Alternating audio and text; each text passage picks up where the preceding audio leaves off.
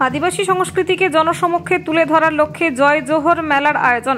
আদিবাসী সংস্কৃতিকে জনসমক্ষে তুলে ধরতে এবং আরও বেশি প্রচারের আলোয় আনার উদ্দেশ্যেও জেলা রাজ্যের বিভিন্ন প্রান্তে আয়োজিত হচ্ছে জয় জোহর মেলা। একইভাবে রাজনগরেও তা আয়োজিত হয়।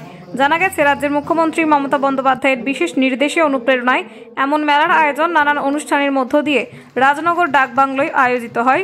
জয় জোহর মেলার অনুষ্ঠান মঞ্চে হাজির ছিলেন সিউড়ি বিধানসভা কেন্দ্রের বিধায়ক বিকাশ রায়চৌধুরী, রাজনগর সমষ্টি উন্নয়ন আধিকারিক সুভাষিস চক্রবর্তী, রাজনগর পঞ্চায়েত সমিতির পূর্ত কর্মাধ্যক্ষ সুকুমার সাধু সহ অন্যান্য অতিথি ও সুধীজনেরা। বর্ণাঢ্য শোভাযাত্রা বের হয় এদিন। আদিবাসী নৃত্য, সঙ্গীত, প্রাসঙ্গিক বক্তব্যে আদিবাসী সংস্কৃতির বিভিন্ন দিক তুলে ধরা হয় জয় জোহর মেলার অনুষ্ঠান ও কর্মসূচির মাধ্যমে। এমন প্রয়াসকে সাধুবাদ জানান অনেকে।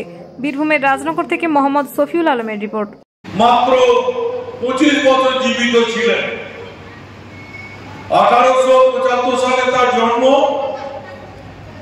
2000 সালে ব্রিটিশের কারাগারে তারা পান এবং তারা বেশি বেশি করে আরো সমাজের উন্নয়নে তারা সামিল হোক, এই আশা রাখি।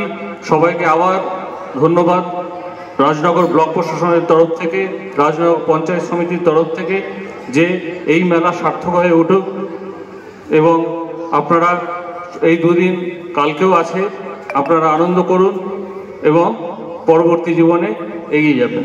ধন্যবাদ।